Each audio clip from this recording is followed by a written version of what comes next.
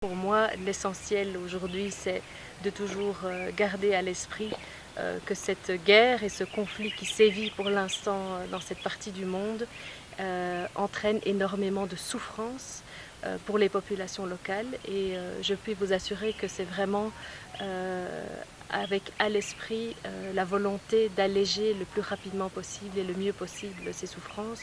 On pense notamment évidemment aux très nombreuses familles qui sont déplacées, qui sont aujourd'hui dans des camps, qui vivent dans des conditions abominables et qui ne demandent qu'une chose, c'est que la paix revienne pour qu'elles puissent retourner travailler au champ, que les enfants puissent retourner à l'école et qu'elles puissent reprendre une vie normale. Et je puis vous assurer que pour la Belgique, c'est aussi évidemment une priorité de voir comment on peut s'engager pour essayer d'aider à ramener la paix dans cette partie du monde qui n'a déjà que trop souffert depuis longtemps. Évidemment, dans un premier temps, la Belgique a été parmi les premiers pays à dénoncer la présence rwandaise ici, demander que les troupes rwandaises se retirent et qu'elles arrêtent aussi l'appui au groupe armé du M23. Il faut aussi qu'on retourne autour de la table, que les présidents se voient, que les autorités des différents pays se voient pour trouver ensemble une façon de régler, de ramener la paix.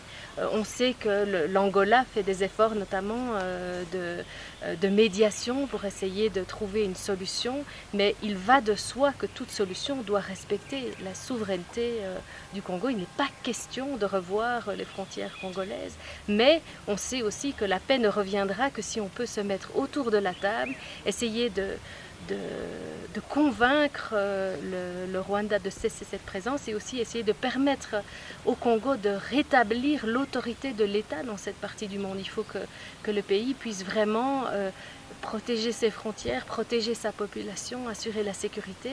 Et dans cet esprit-là, la Belgique appuie aussi la RDC, notamment je pense à notre coopération militaire avec les FARDC, la formation, l'appui. Et donc voilà, c'est complexe, il y a énormément de dimensions, mais avant tout, il faut que la violence cesse. C'est vraiment la première priorité.